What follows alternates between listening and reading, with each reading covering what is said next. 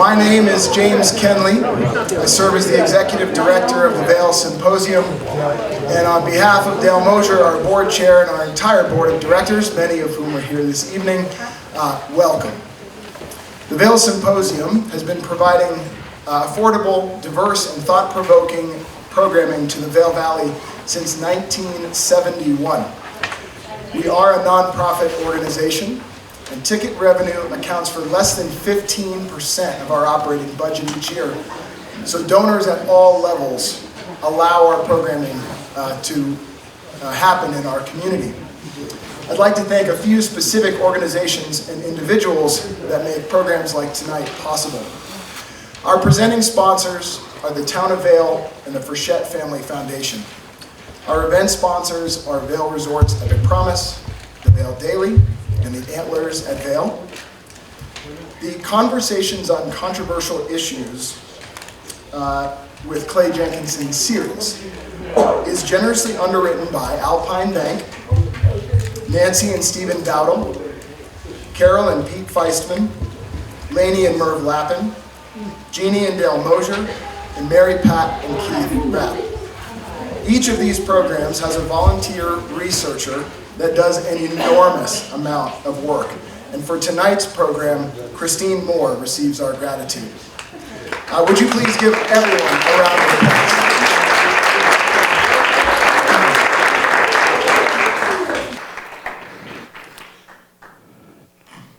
So, good evening, everyone. Can you hear me in the back? Excellent. We're glad you're here.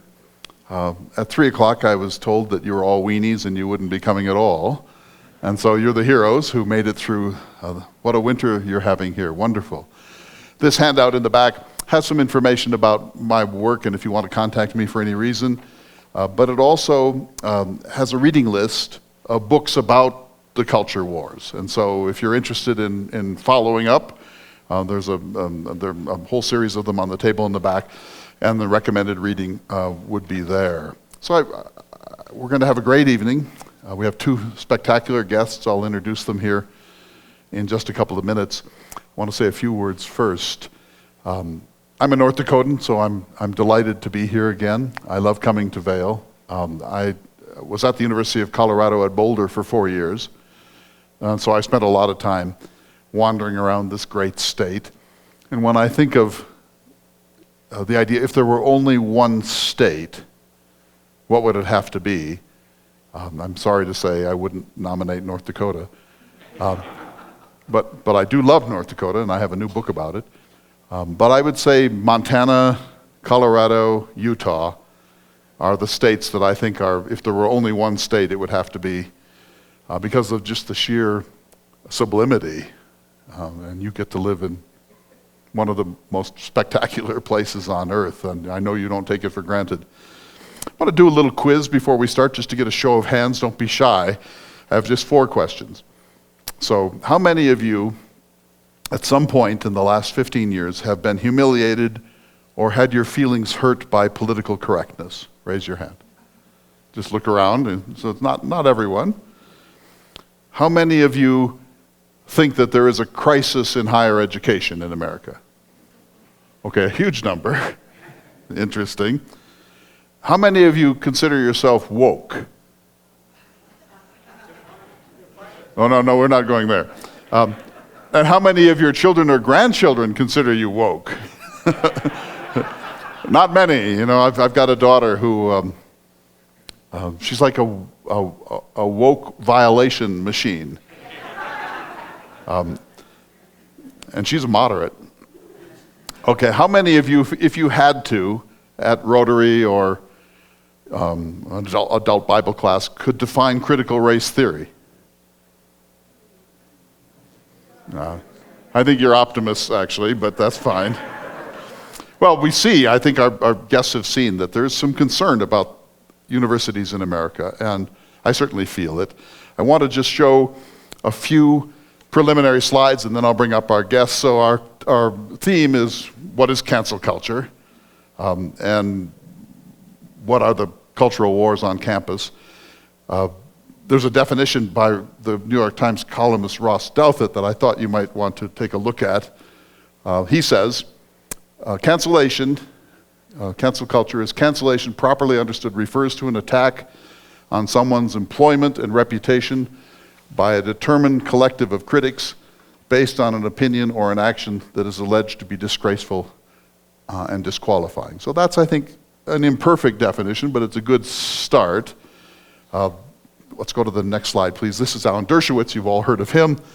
He's had a long, long distinguished career as an advocate of freedom of speech. His reputation has been a little bit problematized by his spirited defense of President Trump in the last 4 or 5 years, but he's still one of America's most focused advocates of freedom of expression. And he says, freedom of speech in America is facing the greatest threats since the Alien and Sedition laws of 1798, which unconstitutionally punished, quote, false, scandalous, or malicious writing against the United States. And this happened during Jefferson's life. This was during the quasi-war with France. And the Congress of the United States passed naturalization laws, the Alien laws, and the Sedition law, and made it a crime to criticize the government of the United States. And a number of people went to prison over it. One of the first things that Thomas Jefferson did when he became the third president was to pardon all of the people who were still in prison, and he had their fines remitted.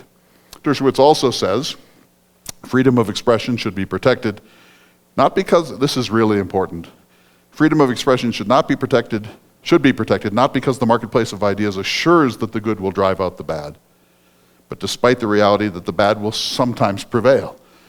So the Enlightenment ideal is that good ideas will drive out the bad, science will win in a fair fight over superstition, good sense will prevail in a fair argument over nonsense.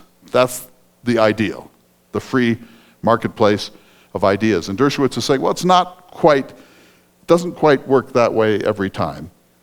Freedom of expression should be protected not because the marketplace of ideas assures that the good will drive out the bad, but despite the reality that the bad will sometimes prevail. So we need to continue to embrace the ideal even when it doesn't always prevail in the marketplace. I think that's particularly important. So next slide, please.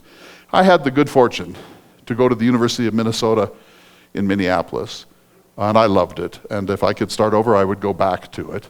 The whole course of my life was changed by an extraordinarily gifted professor named Thomas Clayton, who is still there, one of the 20 Regents professors of English.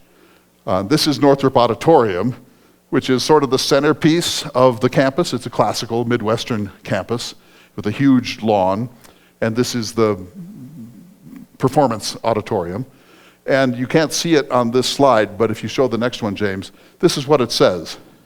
Founded in the faith that men are ennobled by understanding, dedicated to the advancement of learning and the search for truth, devoted to the instruction of youth and the welfare of the state. That inspired me. I would turn in a paper, realize how pathetic I was, kick myself back across campus, sit under this facade, and drink that in. I don't think this could be written today by any standard university in this country, certainly not at the University of Minnesota. Founded in the faith that men, of course, that wouldn't be an adequate term, founded in the faith that men are ennobled by understanding. That's a strong term, ennobled. Dedicated to the advancement of learning, certainly. And the search for truth. You know, the postmodernists say there is no truth. The truth is a construct. It's behind words like truth, justice, beauty, is really just power. And these are a smokescreen put up by people of power to protect their oppression of minorities and so on. And so I doubt that the University of Minnesota would dare say that they are really any longer engaged in the search for truth. And then finally, devoted to the instruction of youth, of course, and the welfare of the state. I don't think, even though these are universities that are funded by taxpayers, or at least in part, I doubt that they would now dare to say that they are engaged in the welfare of the state. This just gives me a sense of how far we have come. If you just go back one more time to that facade, that was then, the 1930s. This is now. So now up to the next one. This is Denis Diderot, one of the greatest of the Enlightenment philosophers. He is the founder of the great French encyclopedia. Jefferson owned a full set of the 43 volumes. He bought a set for James Madison. He was proselytizing, he was almost running subscriptions for the encyclopedia. And Diderot most famously said, and I didn't put it on the slide, but he said that we will never be free until the last king is strangled with the entrails of the last priest. So political correctness, righteousness is not a modern invention. Well, that's pretty strong, I think. But this is something much better that he said. All things must be examined, debated, investigated without exception and without regard for anyone's feelings. And that really is essentially could be used as the mission statement of the Enlightenment. So then let's go to the man himself, my man Thomas Jefferson. This is the fabulous, famous Houdon bust of Jefferson. Houdon presents a real human being who lived between 1743 and 1826 as this Enlightenment hero. Look at the serenity, the intensity, the rationality, the classical symmetry of this portrait. Yes, Jefferson was those things, but he was many other things too, of course, including a slaveholder who owned more than 600 human beings and bought and sold them throughout his life. This is Jefferson as his best self. And Jefferson believed that we can be our best selves, that we have complicated selves, but if we work really hard at it and educate ourselves and stay close to nature, that we can often rise to be our best selves. And here he's portrayed that way. This is from his second greatest hit, the Declaration of Independence, the Virginia Statute for Religious Liberty, and then the University of Virginia at Charlottesville. And the Virginia Statute for Religious Liberty has one of the finest preambles of any piece of legislation in world history. And this is just a little of what it says. Whereas Almighty God hath created the mind free, that all attempts to influence it by temporal punishment or burthens, or by civil incapacitations, tend only to beget habits of hypocrisy and meanness. God intended the mind to be utterly free and uncoercible. And next slide. Also from the same preamble to the Virginia Statute for Religious Liberty, which passed into law in 1786. This is the painting of Jefferson by the Peels, Charles Wilson Peel, 1805. That truth is great. This is that very statement of the free marketplace of ideas. The truth is great and will prevail if left to herself, that she is the proper and sufficient antagonist to error and has nothing to fear from the conflict unless by human interposition, human interference, human meddling, disarmed of her natural weapons, free argument and debate. Her natural weapons are free argument and debate. Errors cease to be dangerous when it is permitted freely to contradict them. And then just one more by Jefferson, late in life. This is the fabulous rotunda on the lawn of UVA. It's a replica in miniature of the Pantheon at Rome, which Jefferson regarded as a perfect structure. He adjusted it a little. It's been restored now with its copper roof, and it's just sublime. That statue of Jefferson may not survive. We'll see. But this is a temple of reason, a temple of the Enlightenment at the heart of Mr. Jefferson's greatest hit in some ways, the university. And here's what he said about it. This institution will be based on the illimitable freedom of the human mind, for here we are not afraid to follow truth wherever it may lead, nor afraid to tolerate any error so long as reason is left free to combat it. And I'd say, and I'll ask my guests here in a moment, I think that's essentially the mission statement of American universities once they began to secularize in the early to mid-19th century. And whether that continues to be the mission statement of our greatest universities, I think, is an open question. So before I bring them up, let's do one more thing.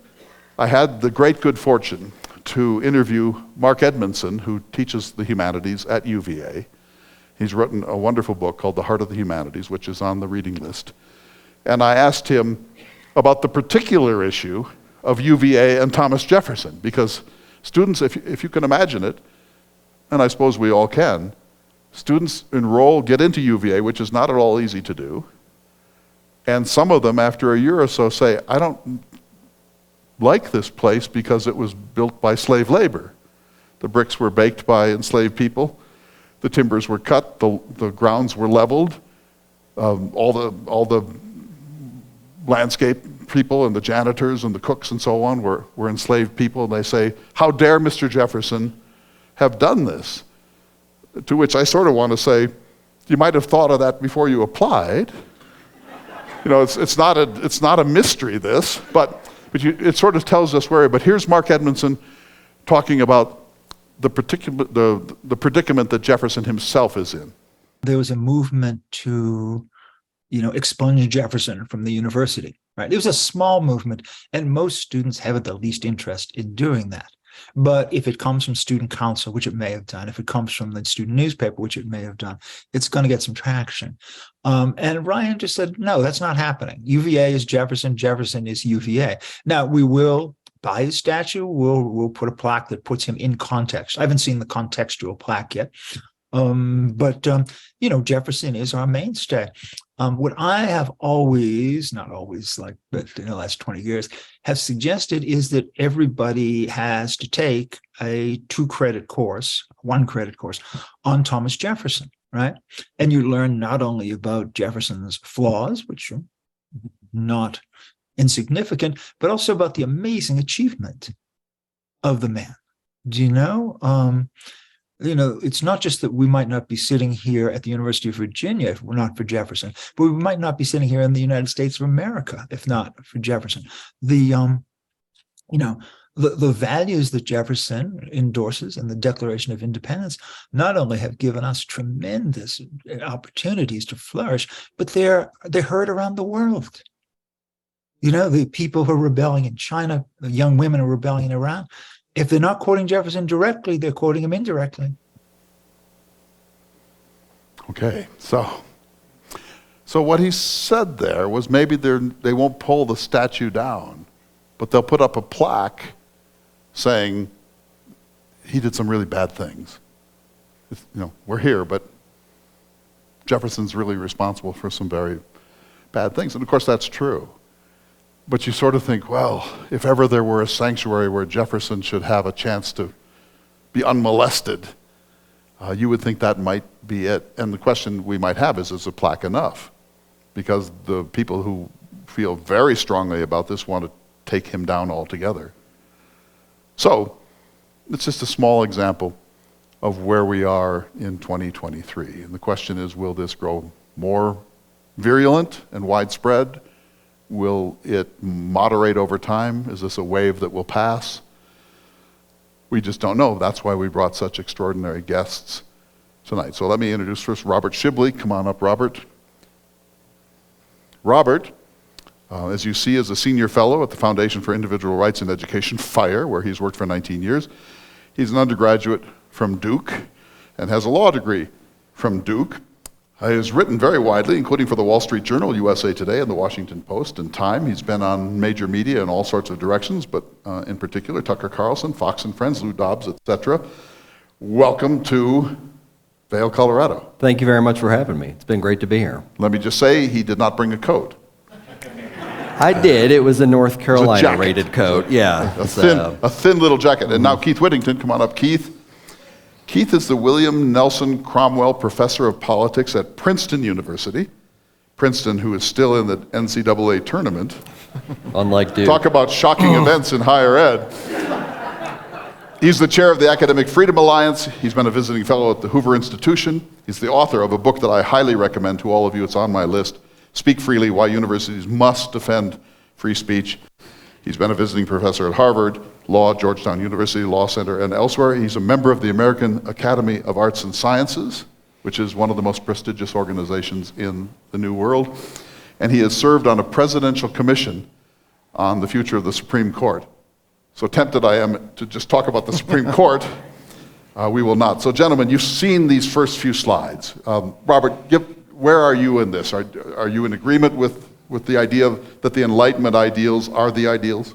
I think they are. I think they are the only ideals that make sense as the foundational ideals for a university in what I guess the Enlightenment ushered in the modern, right? And so in the modern university setting, I think that that search for truth, the idea that you're going to allow anything to be investigated, and that you are going to be engaged in the enterprise of trying to find out what the truth of whatever proposition it is, I think that's the only practical thing that we can really rely on as a mission statement for that kind of university. That's not to say that religious universities can't exist or can't be part of that, or universities of other mission bases. But and in fact, most universities historically began as religious that's institutions. right. Yeah, certainly out in the East Coast, particularly, and Princeton and Harvard, that intended to train ministers once upon a time.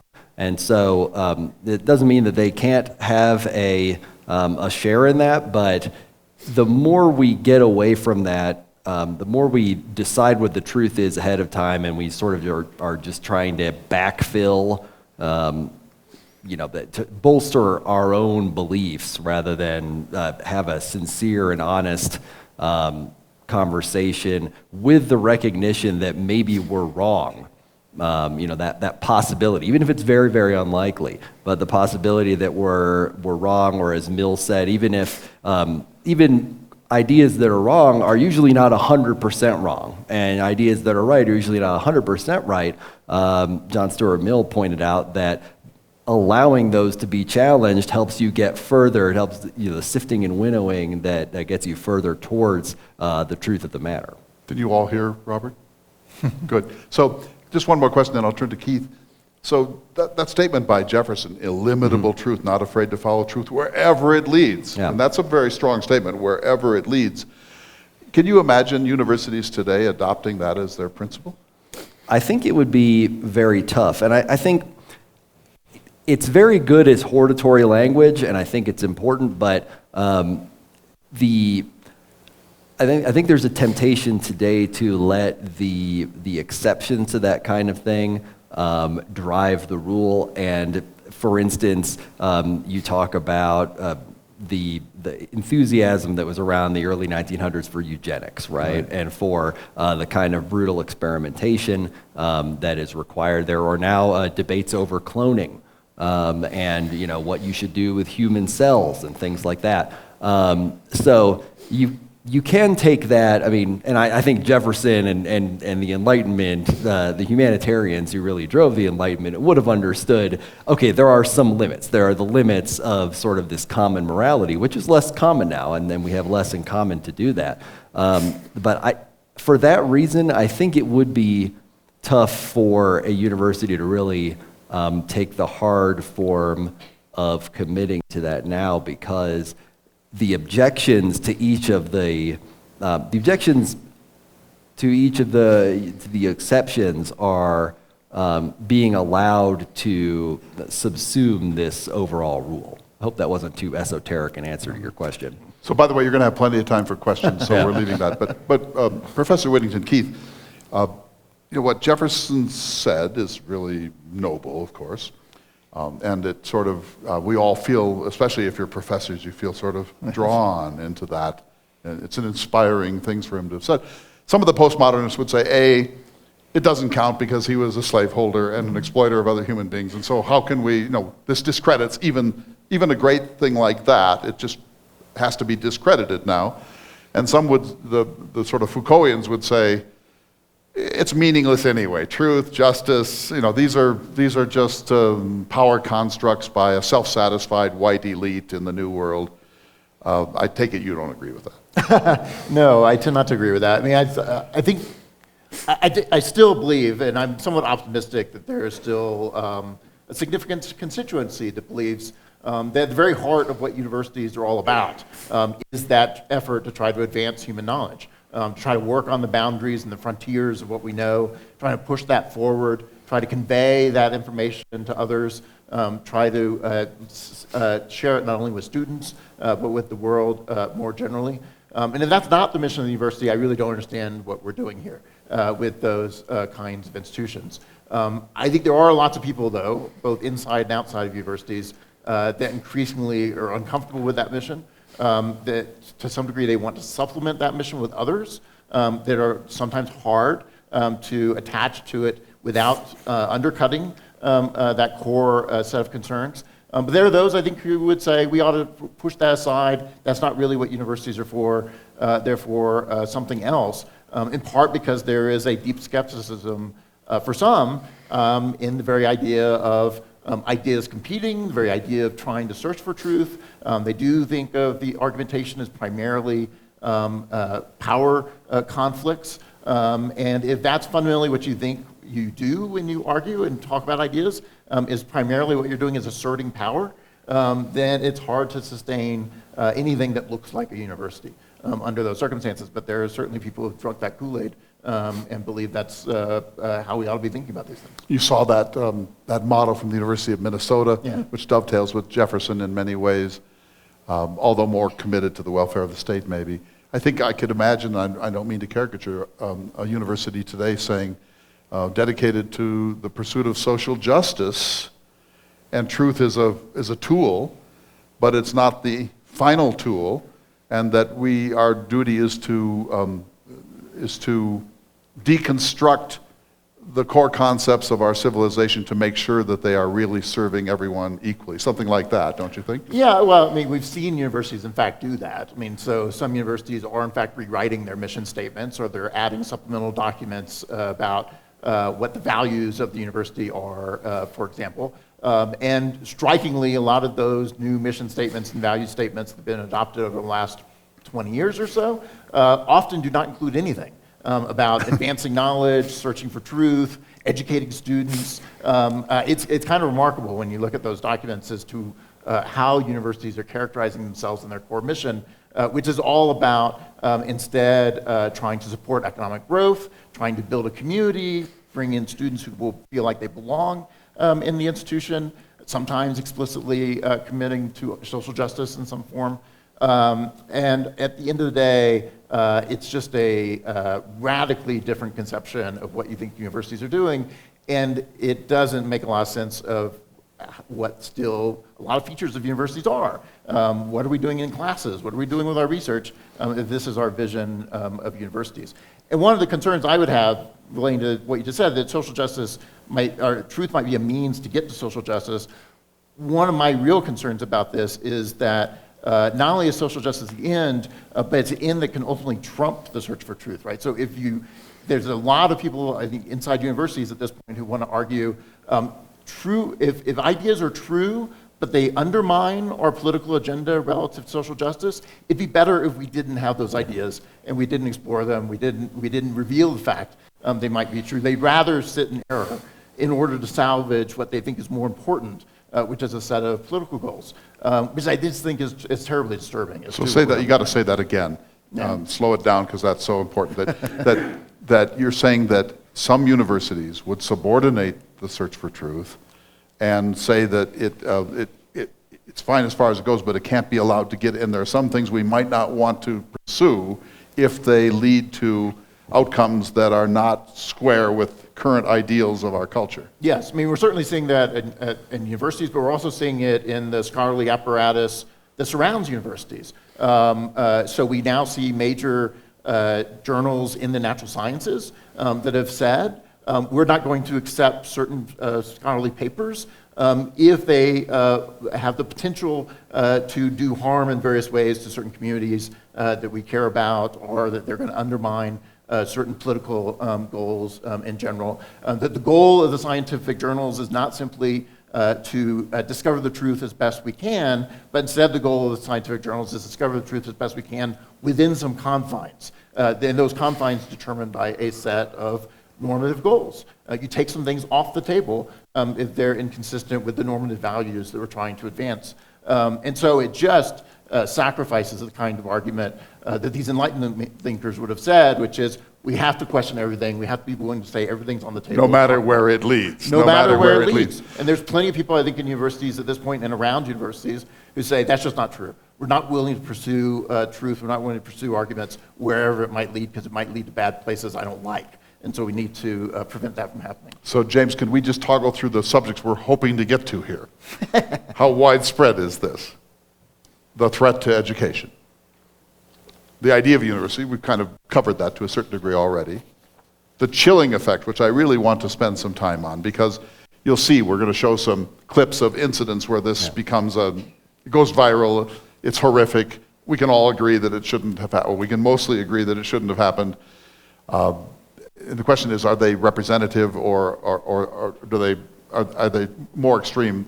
But what's the chilling effect on other discourse at a less viral and controversial nature? Where's this headed? And then finally, backlash. So with your permission, I would like to show this first clip. Josh Blackman is a member of the Federalist Society. He's a conservative legal theorist. He's given lectures all over the country. He's controversial. He gave a lecture in 2018, or tried to, at City University of New York at Queens in their law school. And he was heavily disrupted, almost prevented from giving his talk, shouted down every time he opened his mouth.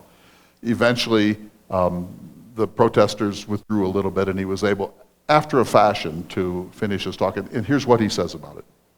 When the time came, I got in the elevator, I went down, and I walked through the hallway, and there were dozens of students yelling at me, screaming at me, holding up signs, calling me a fascist, a Nazi, a racist, a sexist, every name in the book. It was bothersome, but I think they still had the right to speak at me in the hallway. I don't have some sort of a God-given right to walk unaccosted into a classroom. If they want to yell at me, they can do that. When I walked into the classroom, the protesters streamed in, and they filled the entire perimeter of the room with protesters standing at every corner of the room. Some were standing right behind me at the podium, maybe a few inches behind me, and they were holding up signs. I never really felt threatened. They were close enough, but I didn't think they were there to commit any sort of actual physical violence. But their intent was different. They were there to make it impossible for me to speak. In time, I started talking to them and asked them what they thought, and I realized they didn't even know who I was. They had no idea. They had read some talking points about me that were on flyers that were really not accurate. And after about 10 minutes or so, they said, okay, forget this, we're going to leave. And the protesters left. They were frustrated because I didn't give them what they wanted. So what strikes me, there's a little hard to follow that because of the audio quality, but this is an interview we conducted.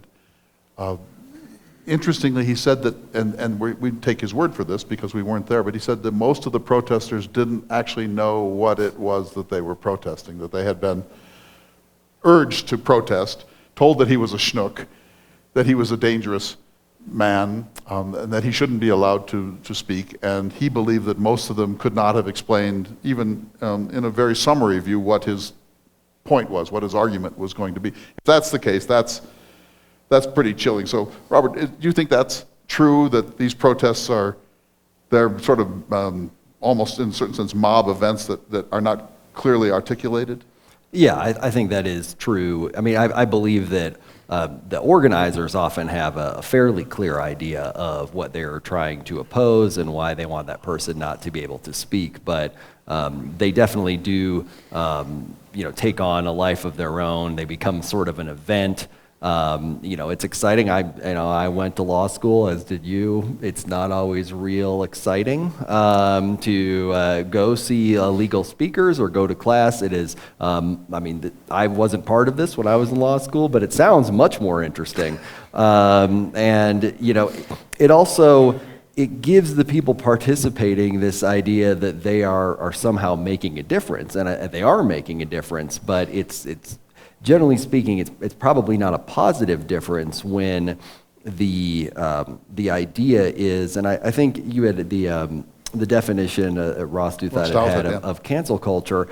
Something I think that is important to think about is the intent. I think an important component a lot of times in these cancellations, whether they're in person or online, is that the intent isn't to convince either the target or people, the intent is just to silence them. You're not trying to win an argument, you're trying to make the argument impossible. And that's really dangerous in situations like law school, dangerous not just necessarily in an intellectual sense, although it certainly is, but also keeping lawyers ignorant about, future lawyers ignorant and current lawyers ignorant about developments in the law has real world ramifications for the people who need those people to be their attorneys.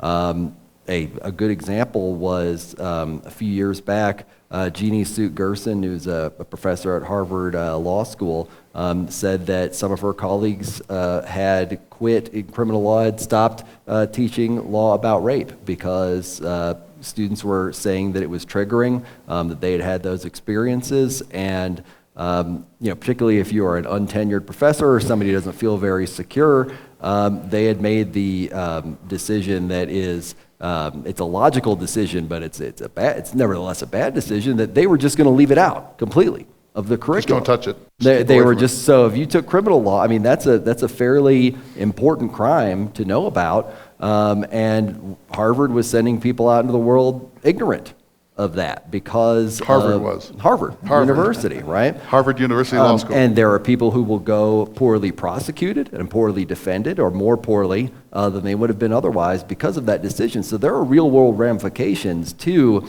the kind of thing that is happening and that Josh Blackman described there. Because it is, I mean, while it sounded like he walked through a gauntlet. I mean, can you imagine you're going to your speech and this is what you see on the way in, and then, I mean, people understand this, and they are not eager to accept speaking under such conditions. Yeah, I mean, if that's what's going to happen, as a similar thing happened at Stanford recently with a federal judge, it's going to be very difficult to get people to come and speak, and so that chilling effect is very real. So just three quick things about that. So Josh Blackman will appear later in one final clip if we have time. He did say that this is the only time that's really happened, that he's given many, many speeches before and after where there might have been some protest, but there wasn't any significant disruption. Yeah. He said that he wasn't wasn't frightened by people standing behind him. I would have been. You don't know whether they're going to clobber you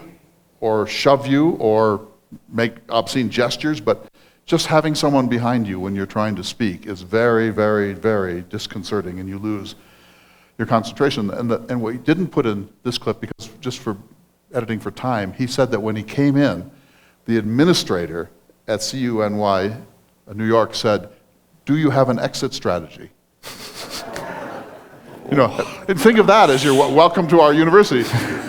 Do you have a safe way of getting out of here if necessary? Do you have an exit strategy? That's rough. So I want to show one from Penn State here in a second. This is a little different. There was a riot. This is not just people shouting.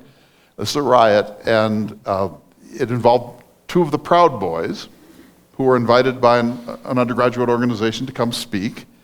You can imagine how that is volatile. And we're just going to show a tiny clip of it to give you a sense of how bad this can get.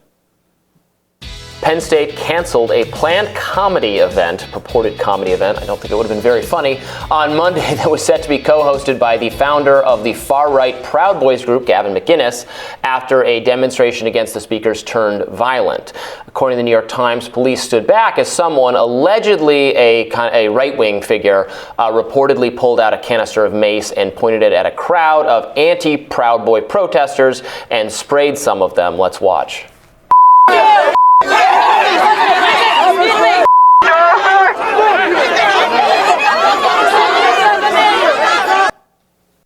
I think Tucker Carlson said they were just getting to water at the water fountain. So I didn't know whether this was January 6th or whether this was Penn State, but this happened, okay, and we're only showing a teeny clip of this. So go to the next slide, please, James. This is what the president of Penn State said it, and Keith, I want you to respond to this first because I know you're going to kind of pop off on this, Robert. The event, this is the president of the university one day later in a memo to the university and the press. The event was to feature Gavin McInnes and Alex Stein, who are provocateurs known for their abhorrent views and rhetoric From the start, Penn State's administration, before they came, Penn State's administration firmly denounced the two speakers. However, they were invited to speak on campus by a registered student organization, nothing we can do about that. And as an institution of higher education, we support the fundamental constitutional right of speech, and free expression of all members of our community. It is precisely because of this unwavering commitment to free speech that provocative individuals target our campus to deliver speeches. I am so proud of our students who organized an alternative event, it was well across campus, a rival event, to register their disapproval of these speakers and their disavowal of their hateful messages. President Neely Vendiputi. Keith, that doesn't sound like the free marketplace of ideas. That sounds like a pretty serious prejudicing of any way to evaluate this incident. Yeah, no, that's certainly true. I tend to think in general that university presidents should refrain from making that kind of commentary about any speaker that comes to campus. There's often pressure on university presidents to not only issue statements about speakers coming to campus, but lots of world events more generally. And I think the cleanest way for presidents to handle that is simply to refuse to issue statements of that sort in general. It makes sense to state the policy of the university, for example, but doesn't make sense to single out some speakers in order to denounce them. Partially, I think when university presidents do that, it can encourage these kinds of mob actions. I think we saw that with Stanford Law School, for example, where they were precisely doing the same thing there. They had associate deans who were sending out messages effectively encouraging a disruptive protest by denouncing the speaker before Pre-denouncing. Speaker being a judge in that case before the judge came. So you have the possibility of creating these kinds of problems, but you also are sending a signal that's very selective as to when presidents do that, and you're sending signals then to members of the campus community say, we don't really value you and your activities and the speech and ideas you're concerned about. We regard those as unfortunate features of the university that we must tolerate, but not something that really we'd prefer to have on our campus. And presidents really just shouldn't be in that business. James, could you go back to the slide for just a minute? So Robert, if she had just said, we support the fundamental constitutional right of free speech and free expression of all members of our community. Sometimes they have views that are hard to understand or hard to accept. That would be another statement of the Enlightenment ideal. Yeah. She didn't leave it at that. There's a certain CYA, cover your back kind in this, this is partly so that she can say to the people who are outraged by the Proud Boys, look, we denounced them, our hands were tied, we had to let them speak. It seems to me that this is a really maybe cowardly statement.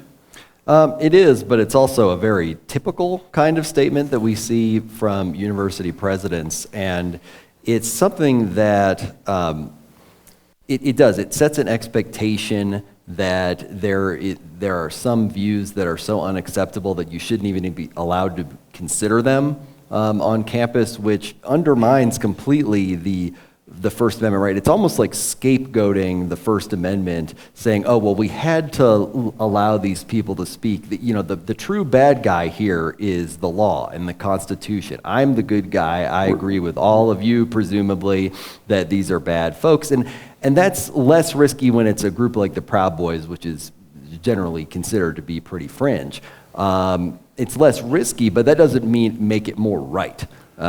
Because students ought to be allowed to confront these kinds of ideas in an intellectual way. One thing, you all probably remember Richard Spencer, the alt-right, semi-Nazi kind of whatever you want to call him leader, who was going around. He had a similar campus tour that was going on, and I was really struck by a video of him that was posted by one of his fans, believe it or not, although it was strange, of him at Texas A&M. And he was actually doing a Q&A at Texas A&M. He was allowed to rent the place. He wasn't invited, but they had a policy. And the students were asking him questions, and professors were asking him questions that he did not have a good answer for. In fact, part of his whole shtick was saying that black people ought to be sent back to Africa or something, and somebody asked him, what about, a black student got up and said, I was born here, I don't know any African languages, I don't know all this, and he said, well, I guess you can stay. Well, that's, if you think about that, like the opportunity to have that Q&A got Richard Spencer, of all people, to back away from one of the main planks of his platform. I mean, the power of actually being able to confront bad ideas is huge. And so when you cut that off, that's the kind of disservice that you're doing. And it also has the advantage of, whoever knew truth to be, I think Mill put it this way, but the same thing Jefferson said, whoever knew truth to be put in the worst in a fair encounter. Right. Milton too. You actually get to see that in action if you allow these kinds of interactions to happen in a way, in a place. My boss, Greg Lukianoff at FIRE, would say, and I think it's true, universities should be the ultimate free speech zones in a free society. If anything, it should be freer to say something. Right. People should say, all right, I understand we're at a university. Maybe we're going to have controversial discussions the way that we're not going to out in front of my yard. I don't really want Richard Spencer out there or whatever, right? But you would expect to run into odd characters at a university, at least traditionally, and be able to engage with them. And that is a real loss for the students there, and I think for our society too. And remember, in 1952, 3, 4, 5, leftists, that's right, people who were perceived to be leftists, were refused chances to speak. There is North Carolina had a speaker ban, they called it, on communist speakers, and there's actually, if you're outside the University of North Carolina at Chapel Hill, there's a plaque sitting in the sidewalk, because what would happen is the students would invite the speakers. They weren't allowed to come on, but on campus. So right off the sidewalk, like there was a place where the left, the Marxist speakers would come, and the students would come and listen to them, but they weren't actually technically stepping foot on campus. And that's memorialized in one of these plaques. Is like, this is the kind of thing that was happening, and it's very disturbing to see that lesson not be remembered or learned by today's folks who are, engaged in the same kind of enterprise. Robert Oppenheimer was refused a chance to speak at Harvard after his fall in 1954 because he was perceived to be a security threat and possibly a communist. He was neither. Mm-hmm. And the person who did that was Archie Roosevelt, the son of Theodore Roosevelt, who led the Board of Regents attack on the possibility of J. Robert Oppenheimer speaking at Harvard. So it goes both ways. It depends on the time. And that's why the standard needs to be so high. Now, the Proud Boys, it's hard to imagine their comedy show, frankly, unless it's all a comedy show. But so I would kind of like to see it. And one thing that could be done is the students could have come and all turned their back on him, on them, and just protested in that kind of very powerful, silent way. Keith, we can all imagine someone that you don't want to speak on a college campus. Sure. But the standard has to be almost anything is permissible, because if not there, where do people have the tools to respond and open debate? And don't you want the students at Princeton and Berkeley and the University of North Dakota to encounter abhorrent ideas so that they learn how to encounter them with something like a mature response? I think that's right, although I tend to sort of think that there's two kinds of questions we ought to be asking, right? So one is, what kinds of speakers or speech can we prohibit from the university campus, not allow it to take place? And there, I'm pretty much an absolutist and really willing to say. So anyone goes? Anything goes, anyone can come to campus and talk about things. There's a second question, though, and some of these cases of invited speakers raise, of who would you like to bring to campus, because who do you think you're going to learn from? Right. And so I think it'd be a terrible waste of time for students to say, it'd be great to bring Richard Spencer to campus because that's the guy we want to hear from. It's just not very productive or useful, and for the most part, I would encourage the students who have a lot of power in current universities. We give a lot of space for students to invite people to campuses. And so a lot of these controversial outside speakers are a function of student groups inviting people to campuses. We give them that capacity so they can hear from people they want to hear from, but we also should be thinking seriously about who can we bring to campus that would actually be interesting, that we'd learn from, that's not just poking somebody in the eye in order to get people riled up. Students don't always think that way. They certainly have different views than I do about who's interesting. to hear from. And so, they'll make mistakes, they'll make different judgments, but they ought to be taking that responsibility seriously when they think about who comes to campus. Part of what's interesting about the Richard Spencer campus tour is, for the most part, he was not being invited to a lot of those campuses. He was going to state universities and renting out auditoriums that were freely available to the public. So a lot of these state universities had a policy: anyone can come rent the stadium, the auditorium, and then Richard Spencer showed up and rented it, and most of those universities stuck to their policy and said anyone can rent it. And one kind of response was no one came.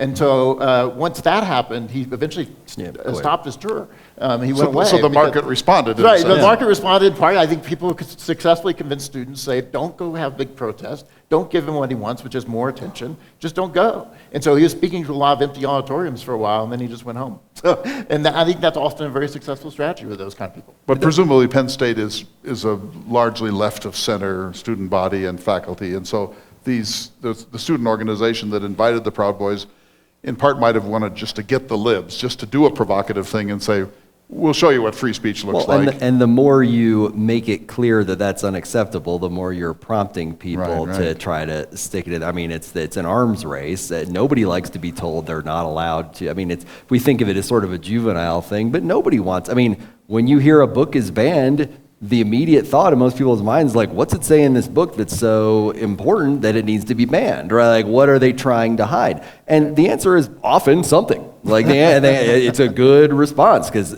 if people are that amped up about a book, frequently it's because they really don't want you to know what's in it. And so I think it's a similar, maybe more juvenile thing that's happening on college campuses. With owning the libs or owning the cons or whatever it is you want to call it. But it's also, we should have expected that when we started to really mother and father, parent, these students in a way that treats them like they're kids rather than 18-year-olds who, well, they used to be able to smoke, but, who can be called to fight in a war and die, and they can vote. They have to be full members of our society. We expect them to participate in our polity, and yet, we're telling them like, well, you can't hear from that guy. Those two things don't register with each other. So when I hear a banned book, I get on Amazon right away just to buy it, because I want to support the idea of freedom of expression. But I also,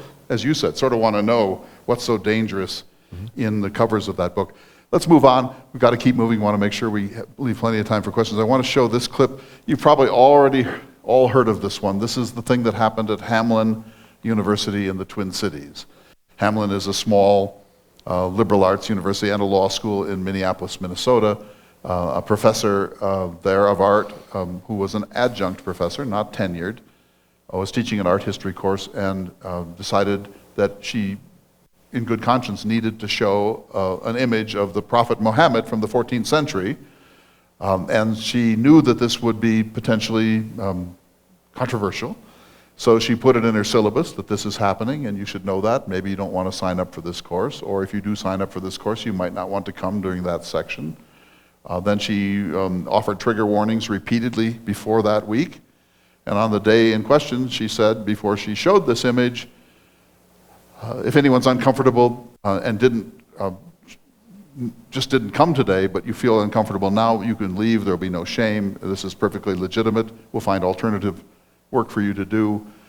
And then she showed an image of the Prophet Muhammad of the 14th century, and she was canceled. Watch.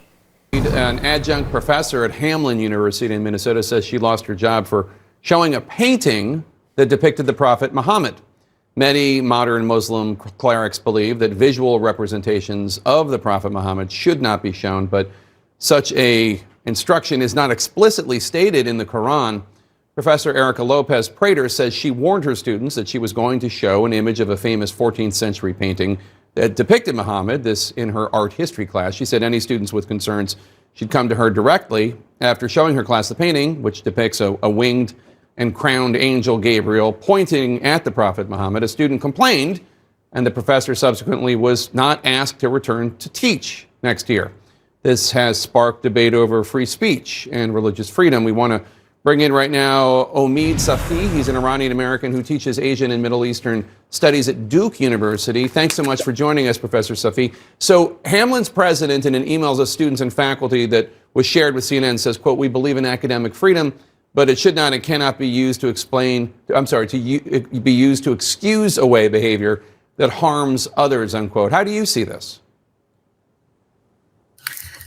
Thank you so much for having me on. I think the words of the Hamlin president are more than a little unfortunate, because it pits it as an issue of freedom of speech versus the sensitivities of Muslim students. The fact of the matter is that these kinds of images have been an important part of the Islamic tradition. They are a sacred icon tradition, if you want to use that word, and they have existed in both the Sunni and the Shia tradition going back almost 1,000 years. So I think there's a big difference between the kind of offensive images like the ones that we saw in Charlie Hebdo and iconic devotional works of art which have been produced by Muslim artists for consumption of Muslims, with the specific goal of drawing the audience closer to the Prophet and closer to God. I think it's interesting that CNN did not show the image. They're not idiots. They did not show the image. And you almost, I've gone through many of the newsreels over this, and it's not being shown. There's just a sense that that's a volatility that is really best left alone. So let's go to the chilling effect here. I want to do one more thing first. I want to go to slide 33, if you have it, James. This is the president of Hamlin. Now, I should say that in the Twin Cities, there's a relatively large Islamic population, and this university has reached out in a big way to invite young Muslims to attend, and so it's made that part of its market approach. And here's what the president, Fainees S. Miller, said, and I think Jefferson is now rolling in his grave: "Respect for the observant Muslim students in that classroom should have superseded academic freedom." Say what? Yeah. Respect for the observant Muslim students in that classroom should have superseded academic freedom. So my question for you, Robert, is, this is obviously a strong statement. Yeah. How common, is this a one-off, or would you see this in a whole range of places? Well, we see it more often with controversies that have to do with Islam, I think, in this country at least. It's very easy to make comparisons to, how people might have felt about, depictions of Jesus or God, which are in some Christian traditions not supposed to be made, and how we would feel. I mean, I think a big part of it is that because it's Islam and because it is, people don't really understand Islam. It's still sort of considered kind of to be the other. We kind of feel like we have a handle of Christianity and even Judaism to a certain extent en masse in the United States. But so we feel like, well, we know enough. We feel like we know enough about those traditions to say we don't really think that over. We don't think that is the calculus you would make. It's harder to do with people who are of the Islamic faith. And so we do see it more with such students at various universities. There's been, at Michigan, there was a controversy a few years ago about setting aside certain bathrooms, certain areas only for Muslim students either to pray or to wash their feet. And these would be places that were religiously segregated, which, is unlawful to do when it's a state university, but nevertheless was being considered, and it, in a way that it would never be considered for Christians or Jews, generally speaking.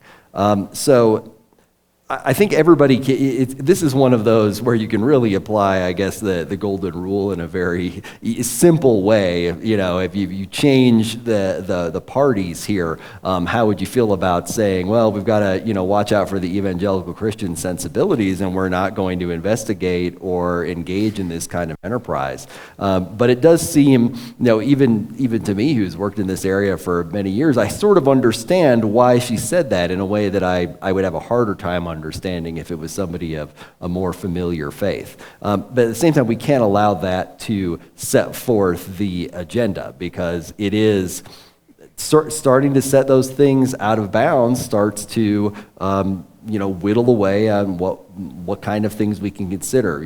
That aspect of art history there might not seem hugely important, but it starts to take these bites out of things, and particularly when you have more volatile cultural issues, you can really see where talking about sensibilities of let's say you want to investigate transgenderism or homosexuality, you want to have classes about that. How do more traditional Muslim believers feel about that? Are we going to allow that to say that we're not even going to investigate that? But that is where you immediately go once you start down this road. And I think that's why the president there was so widely condemned, both on the right and the left, for what she did there. Because it became something that was so obviously a bad idea that everybody agreed on. I think is she resigning, or is she? No, not yet. No, she's not, but she is being sued. It's gotten very sticky for her, but she stuck with that for a very long time under a lot of pressure from various groups. It wasn't until she was sued by the professor that she even started to relent on this idea and say, okay, well, maybe academic freedom is more important than I thought. But, just a couple things. First of all, ask Salman Rushdie. Yeah. This can get violent very fast. Yes, it can. And when he finally began to relax after decades of the fatwa, he's viciously assaulted at Lake Chautauqua, theoretically one of the most innocent places to speak in America. And now he's blind, and one arm is permanently disabled. He's still Rushdie. He's defiant, and he moves on. But you can imagine the conversations in this president's office. Because if a student in one of my classes, if a fundamentalist Christian student objected to something that I was doing, I'd say, deal with it, right? Because we're a secular culture, and we just deal with it. And I'd be backed probably by my administration. But I'm sure in this office they were thinking, what could happen here? Yeah.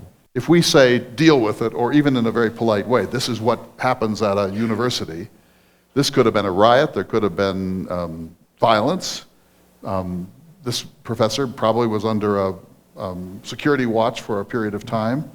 So, Keith, when we talk about Islam at this period, and of course, Islam is not a monolith, of course. There are billions of Muslims in the world, and the spectrum is as wide as any spectrum. But this is kind of a special instance at this moment in Western history.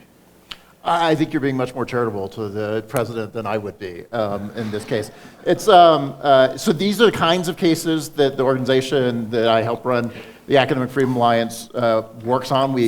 Including this one, we wrote a public letter to the university and reached out to the instructor involved in this situation as well. In lots of ways, this is, I think, a very familiar and common kind of situation that occurs in universities all across the country. It is not at all uncommon for students to complain that they've been exposed to something in the classroom that they find objectionable, and they want the instructor punished for it as a consequence. The specifics of this situation are, of course, those details are specific here, but that kind of argument that was being made here are arguments that are being made all across the United States in all kinds of situations. Also, what's interesting and common in this kind of situation is that the president of the Muslim Student Association, Hamlin, was one of the students in the class. She went to the faculty advisor, or actually not a faculty, but the advisor, university advisor to the group, which was their director of the social justice program on campus, who then took it to the vice president of inclusive excellence, who issued the initial public statements. And so there's a bureaucracy that's precisely concerned with saying, if I have a student who's offended for some reason of something happening in the classroom, the priority of those actors within the university is how do I comfort that student and denounce the professor and make this controversy go away from that perspective. The one part of this I think is actually unusual is that the president of the university was explicit about what's happening on campuses and actually justified it. Because what you see most of the time is university presidents don't try to be that explicit. But that's totally what they all think. And given the actual behavior they're engaged That's their tacit motto. This is tacitly what they are doing. The practice on university campuses is the case that what this president said explicitly, that's the actual practice that's often taking place. And so I think what's unusual here is simply the fact that she made the subtext text, and people saw what was happening. And then I'm optimistic about the fact that a lot of people saw what was happening and then were revolted by and said, oh, that was a huge mistake. That's not the road we want to go down. And so maybe that will be helpful in the long term, that she's putting directly on the table what the situation is. So CNN brings in Ahmed Safi from Duke, and he said something very important, which is that in the history of Islam, representations of the prophet have not been offensive until relatively recently, and so some of the people who are protesting are probably not aware of that tradition. If they were, they might be more tolerant or more charitable, and so the ignorance is often a fuel of these protests, right? It is, but at the same time, he said something that I thought was disappointing, which was saying, well, it's different when it was by a faithful Muslim of the time than when it's a caricature by Charlie Hebdo. Right. If you remember what happened in France Charlie and then Hebdo, in the Low Countries. in France, it's their most famous satirical magazine, and they were massacred for depictions of cartoons, basically, Which that was were not- insulting which was not and respectful. offensive. It was meant to It be was not satire. respectful. It was meant to be satirical, but killed much of the staff of that magazine. It was slaughter. It was one of the ugliest things that religious kind of things that we had seen in the West in recent times, and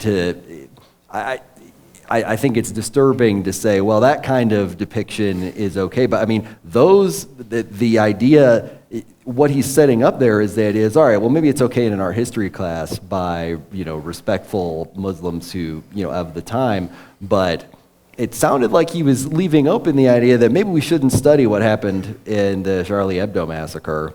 Maybe we shouldn't talk about that. Maybe that's not appropriate for a college classroom because it wasn't that, and I find that very disturbing. Yeah, because there's absolutely context in an academic environment in which you would show the Charlie Hebdo cartoons to students as part of what you're doing. How else can you understand why people were upset, even? It's the same here. CNN didn't show this, so you're left, and it was the same with the earlier Mohammed cartoons that were run in Jylland-Posten, in the Danish Mohammed cartoons in the 2000s. It was very difficult to find those, and I remember at FIRE, the Foundation for Individual Rights and Expression, where I'm a senior fellow, we had a debate over whether it was safe for us to put them on our website because it was very difficult to find. We did, and we said this was just a risk that we needed to take. But it was hard to find those cartoons for a very long time, and Yale actually removed the cartoons from a scholarly book about the debate and the violence over those cartoons. They said that Yale University Press took it right out of the book. So you're reading a book about it, couldn't see them. A couple of things we need to do before we go to the questions, and I want to just take a minute, and I urge you to be as brief as you can, but because we could spend hours on this. But so the question that I think everyone in the audience is feeling is, okay, we get it. These examples are interesting and telling and in some ways very upsetting. How widespread is this? Is this like the infection that's destroying higher ed, or is this very uneven across higher ed? Is this the future and we better brace for it? So trying to give this the weight that it deserves, knowing it's a grave situation, but is it an existential threat to education? And Robert, you start. If it is not rolled back, then yes, it is an existential threat. If there's not a reversal. If there is not a reversal of this, especially with the power of social media to amplify these things, you're going to see that chilling effect that's already gotten started become more and more crisis, and you will see increasing gaps in education show up, and you're going to see an increasing, as we've already seen, lack of support for higher ed among taxpayers and tuition payers who are wondering what's going on and why they're paying so much money for something that doesn't even sound like you're learning anything. And we're already seeing that. I think that's highly corrosive, so I think it is existential. And so, James, could you put up chilling effect, because we're sort of there now. So, Keith, what I knew about Princeton in this regard was the long debate about Woodrow Wilson, who was the president of Princeton and later, I'm told, the president of the United States. The question is, should the statue be torn down? Should institutions that are named for him there be renamed? Is it an embarrassment to have Woodrow Wilson associated with the great Princeton University? But I haven't heard many of the sort of incidents like this in classrooms and so on. Surely they exist. Yeah, no, I think we definitely get various kinds of incidents in classrooms. We haven't had dramatic protest and shout-down incidents at Princeton, but we have had students who have been offended by things they've heard in the classroom and have gone to university administrators wanting to get the professor fired as a consequence of it. We had one just last semester in which that occurred as well. In that case, fortunately, the university, I think, did the right thing and backed the professor and quite quickly. But we definitely have that kind of thing that occurs on the Princeton campus as well. And the other feature of this is that we have lots of faculty who are avoiding topics, just like Professor Gerson described at Harvard Law School in the criminal law classes. I think all across campus you get professors who just think not only of fear, might I get fired if there's a controversial thing that happens in my class, but just is it worth it to have the possibility that I'm going to find myself in the midst of this kind of thing that's just going to be expensive, take up time, be emotionally stressful. It'd just be better to avoid the whole thing, and I just won't talk about that, and we'll talk about something else. Part of the challenge, though, is it's hard to guess as to what the thing will be. It could be anything, right? It could be anything. I mean, so I think Josh Blackman's point is a useful one, which is, one, he highlights the fact that he gives talks all over the country all the time. Most of the time they go fine. That's true in all kinds of contexts, so we shouldn't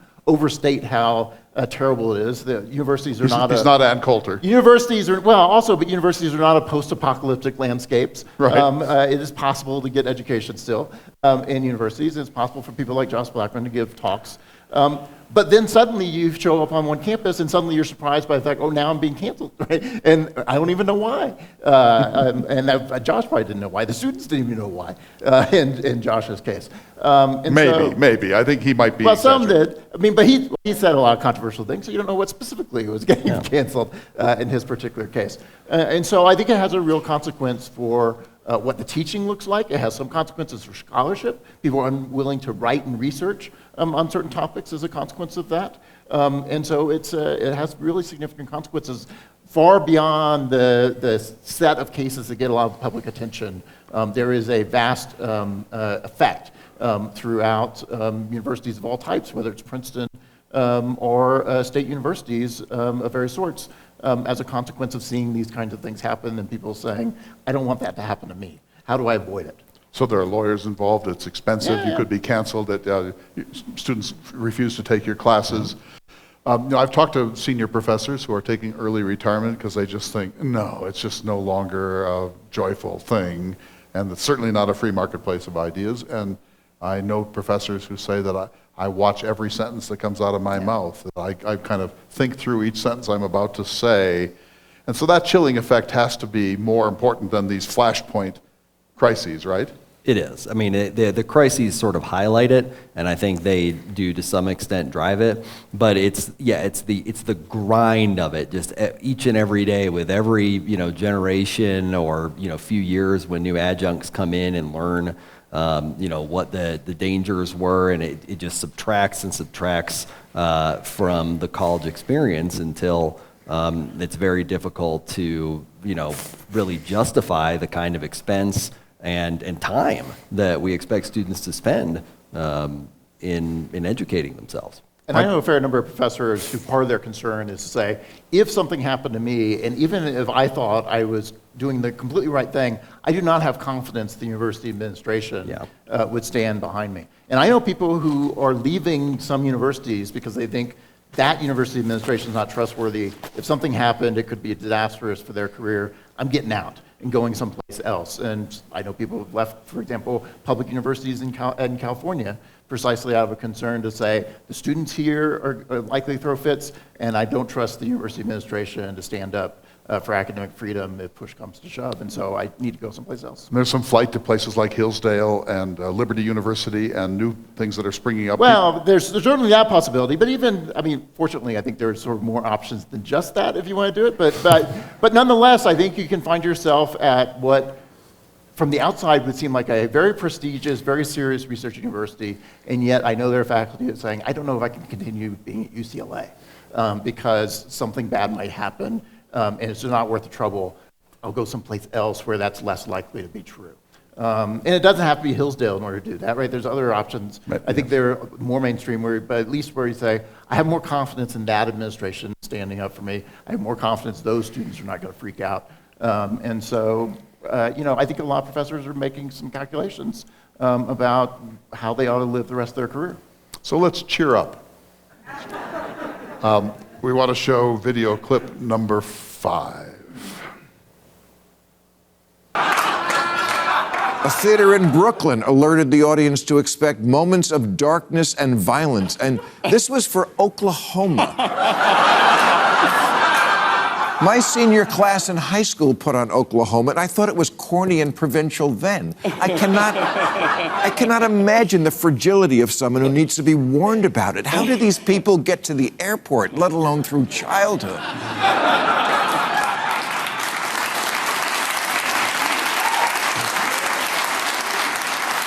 London's Globe Theatre felt the need to tell the audience that its production of Romeo and Juliet includes suicide.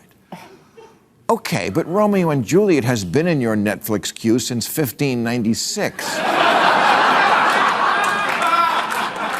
You've had 400 years to prepare. And also, it does kind of give away the ending. I don't understand how a society that's so in love with spoiler alerts can also be into trigger warnings. Tell me what's going to happen, but don't tell me! And again, all the research shows that these trigger warnings don't even work. What they do is reinforce the idea that trauma is central to your identity and that you should let it define you instead of dealing with it, dispatching it, and moving beyond it. People wonder why the younger generations have so much anxiety. It's this stuff. Lots of stuff makes us uncomfortable. You know what makes me uncomfortable? This bullshit. People... All right. So Robert, he says that young people are being told that their traumas are critical and that it's in our interest to avoid scratching those traumas. Do you think that's where we are in higher ed? I think there is that is what's behind the profession of a lot of the concern is that these students will actually legitimately be traumatized. I think that it is important to recognize that the students also understand that claiming to be traumatized is a very powerful place to be, or claiming to be victimized whether is you very are powerful, or not, whether or not you are. And so it's difficult to tell how much sincerity is on either side of this. I think people are, universities and actually lots of the organs of our culture, whether or not think they're playing it safe by saying, okay, I think, this person's saying they're traumatized, I'm going to assume that's true.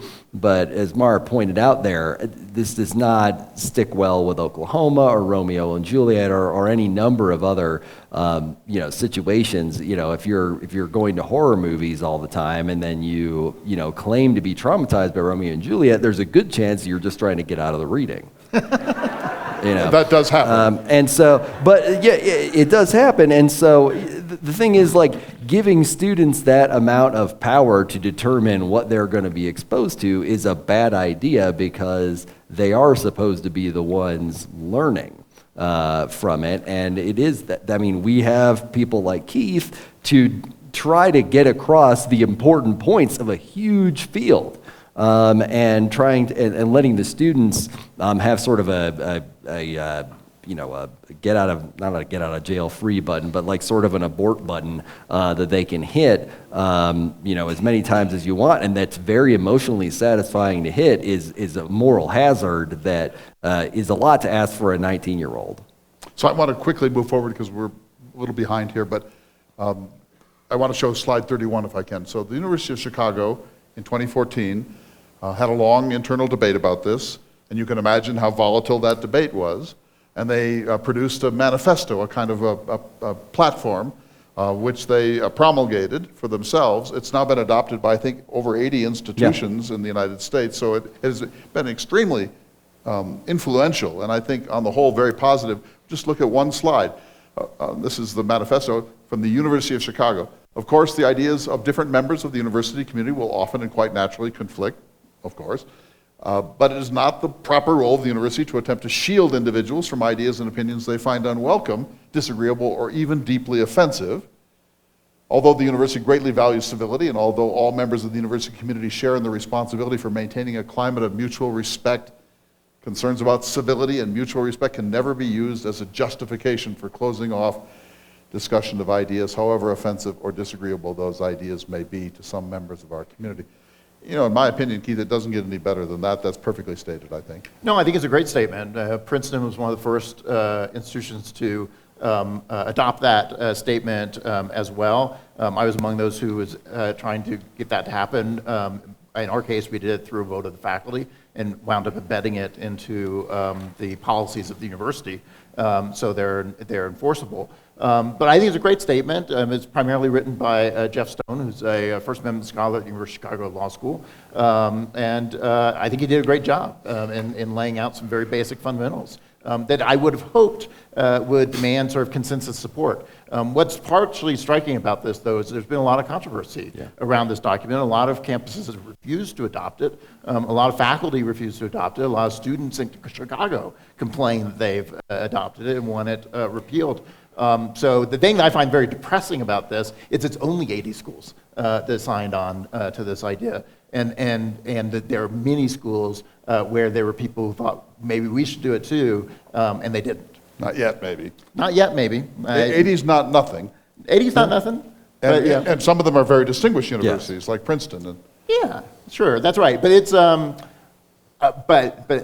I am genuinely distressed by the fact that I know people at other institutions who tried to persuade their own faculty to adopt that statement, and their faculty refused. Yeah, and it helped in our case that we did it very early. So as soon as this was written, I immediately started trying to get Princeton to do it because I thought it was important. So you helped to lead the charge there. No, absolutely. And moreover, I thought that it was important to for this to be a national statement. I thought we all ought to be signing on. Universities across the country ought to be signing on to this in order to say broadly to the public, these are essential values to universities and how they operate. And so I was not very concerned about Princeton per se. I was concerned to say we ought to be sending this out as a message about what universities are all about. But we were very fortunate in some ways. I think that we adopted it very early, so when faculty questioned whether or not we should adopt it, it was relatively easy for me to say, I don't think there are problems here at Princeton. This is about a national debate and controversy. I think if I were to try to get Princeton to adopt this now, I probably couldn't get it adopted. Precisely because there'd be faculty who say, oh, well, now I've got a set of ideas I'm concerned about, and this is now controversial, and I don't want to do it. They've been enabled by the controversy elsewhere. They're enabled by controversies elsewhere. They think about their own campus responsibilities. We had a whole bunch of faculty sign a letter a couple of years ago urging the university to create a faculty committee that could fire tenured faculty if they produced research or engaged in teaching that the members of that committee thought were racist. And given what counts as racist potentially, that's just like a massive hole within academic freedom policies. So I'm not confident that even the universities that have already signed on to this would be willing to sign it again today. All right, so I want to just close, and then we'll have plenty of time for questions with just two clips, not three. We'll start with, so backlash is our theme here. And the backlash has come partly from within, as you just said, but it's also, as you all know, coming from without, from the political arena. And of course, here's the number one statement of that. We can't just stand idly by while woke ideology ravages every institution in our society. We must fight the woke in our schools. We must fight the woke in our businesses. We must fight the woke in government agencies. We can never, ever surrender to woke ideology. And I'll tell you this, the state of Florida is where woke goes to die. To just stop there. So, I mean, I don't know who he's channeling, but it sounds like he's channeling his inner Churchill. We shall fight them on the beaches. We shall fight them in the landing never grounds. We surrender. shall fight them in the fields and in the streets. We shall fight in the hills, and we shall never surrender. He's clearly echoing a little of that sort of extremist, well, not extremist, but heavily rhetorical language, let's say, whether you agree with his basic point or not. So I found that, and of course he's regarding this as his pathway into the presidency of the United States, and it might be true, because there is a widespread, I think, non-political uneasiness with what people regard as the extremists in the woke movement. And I think many people here feel that. I feel that. I think we all feel it at times. And I think he understands that this is a path where independents and some Democrats will join him because of concern for their children and so on. I promise I'll make it fast, but I can tell you we did market research on this. Like, we hired a big New York ad agency to do market research on wokeness and that sort of thing. We ran focus groups, we ran polls, we did focus groups that were mixed race, men only, women only. We could not get a group, any demographic group, to have a majority of people who didn't say they hated this. They hated wokeness. The majority in all your The groups? majority in every African Americans, women, white people, Asians. Like, people hate what DeSantis is kind of describing there, and of course the definition of it. But like, it has the worst marketing ever. Like, This is not working, you're saying? No, I'm saying you should be very worried about DeSantis, because he is on to something. He's on to big something, time. right, exactly. Big time, like way bigger than we thought. Yeah, I think so too. I think he's shrewd about that, and I think Yeah. that he understands that we're all a little uneasy in certain ways about this. All right, so one last one, and then Chris, are you going to be? You're going to be the Q&A guy, so he'll bring the microphone around. Please be as brief as you can. But here's one. This is my friend Marzio Mian from Milan. He's an Italian journalist who's been in 58 countries. He's award-winning, and he, for the past year in our Zoom conversations, he's been saying that the problem is not just America, it's now flipped across the Atlantic Ocean and is poisoning Europeans. And of course, he says it in a typically Italian way, and we have subtitles so you can see it. This is really a dramatic sign of Western decadence, I think. And if the 20th century was the American century, the pinnacle of Western spirit, I suspect that this is the century where America, in some ways, humiliates Western culture. I mean, in Europe, we are people like me, who love American culture and knows about it, and we are really very angry. Especially those who love America are angry. The cancel culture and the woke culture represent a form of, I think, a form of dictatorship, reminiscent of that of the communist bloc.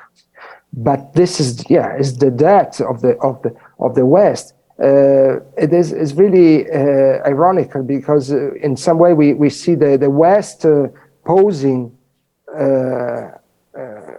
against Russia, against Putin, as and defending the reasons to the basic principles of the West: democracy, free thought, and so on, against the autocracy.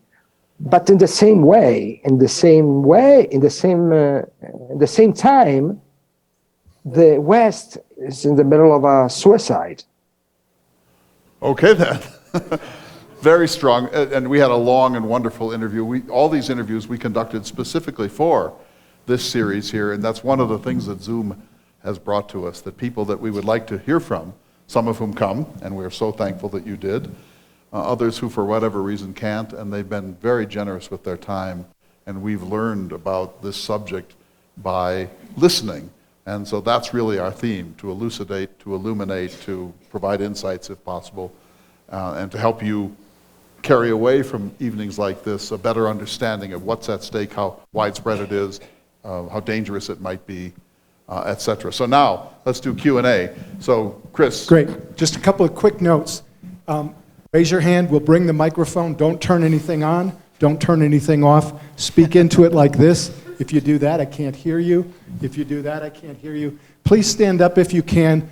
I'm going to limit you to one question. People sometimes say, I have 3 questions. If we have time, we'll come back to you. 1 question a person. Hopefully we'll get to all of them. I also encourage you to be brief in your responses.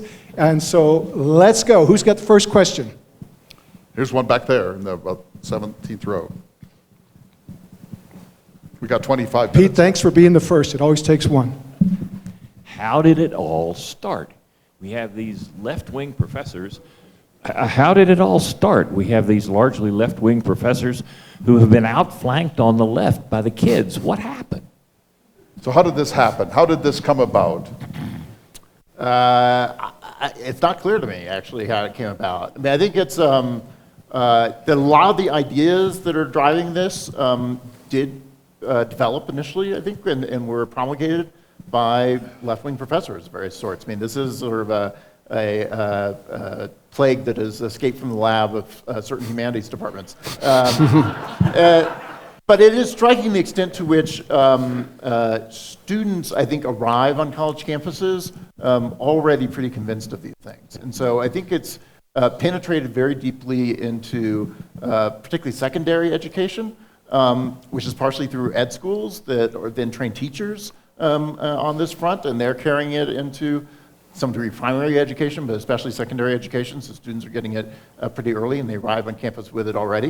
And it's also spread through the internet and social media. So a lot of students have really been basting in this kind of set of ideas through their own internet consumption that they're doing on their own time. And so by the time they get to college, a lot of this stuff is pretty much baked in.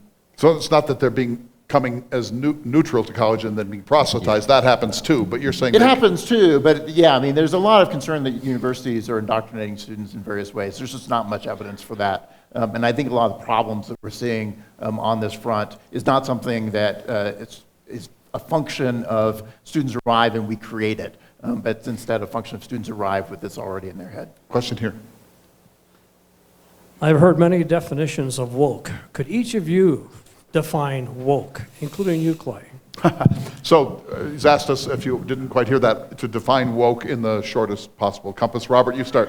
I think if you are sufficiently, I think being woke means that you have your finger on the pulse of the most recent social media driven ideologies on controversial cultural issues.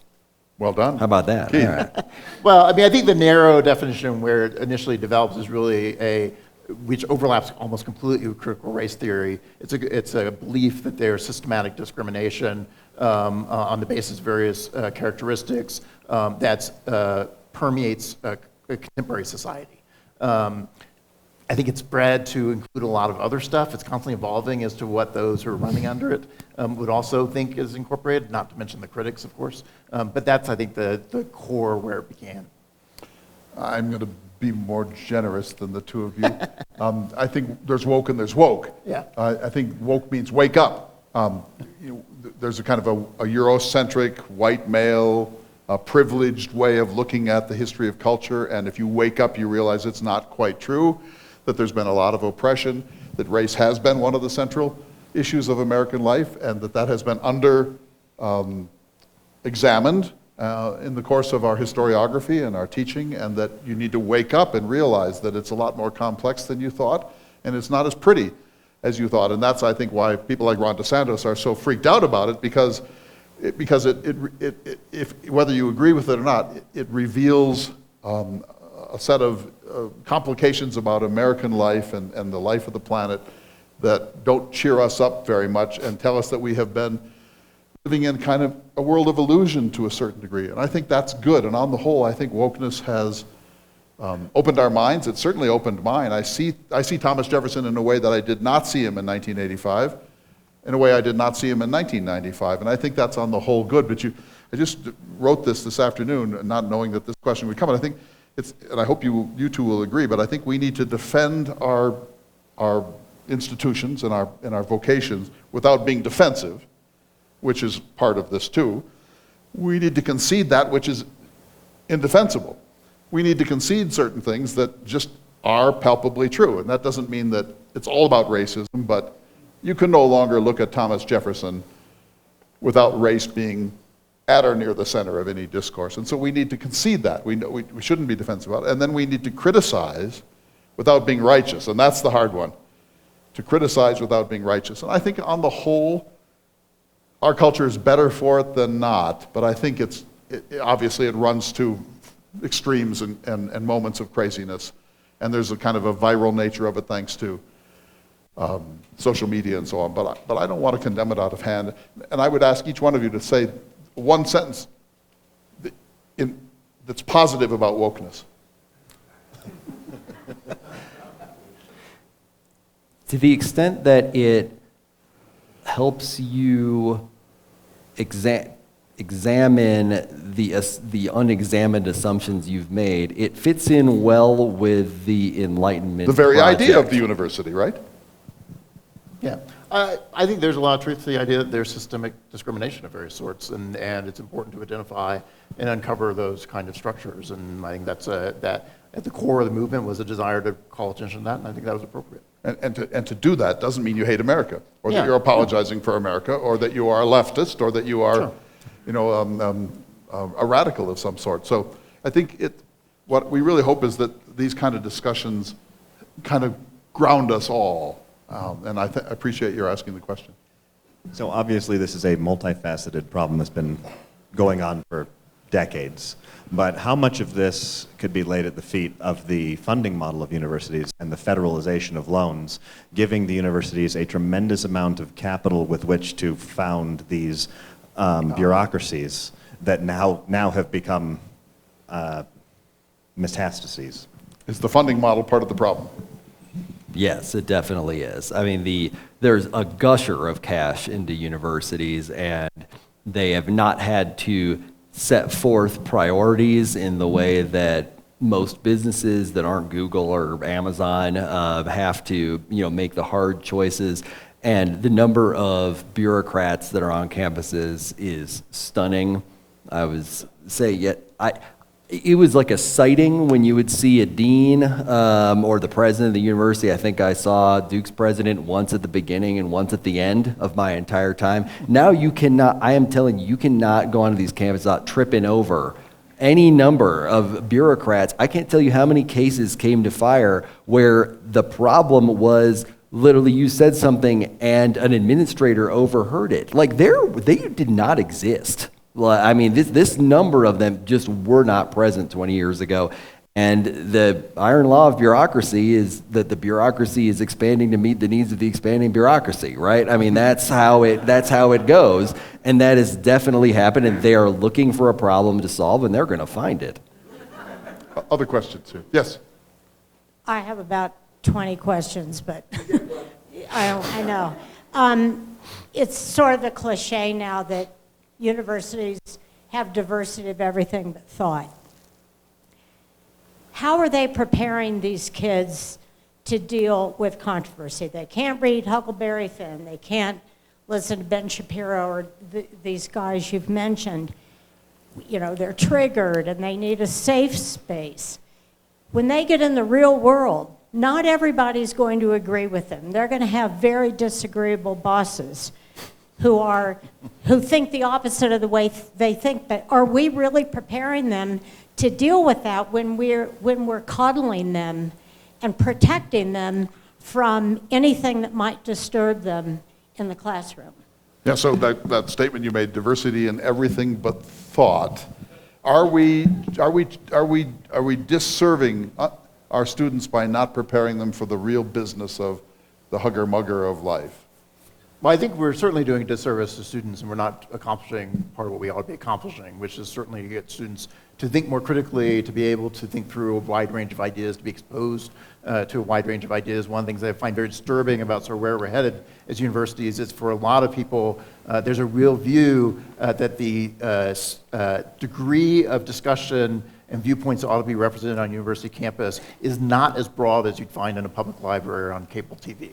And that's not the way universities ought to operate. On the other hand, I think there's concern of saying, well, what happens when the students get out and they're in the real world? I think for a while, a lot of us thought, this will be the check that will help push back on this. But instead, it turns out all those students get out and they continue to behave the same way in the real world. And they demand that the real world accommodate themselves to this kind of perspective and behave more like college campuses.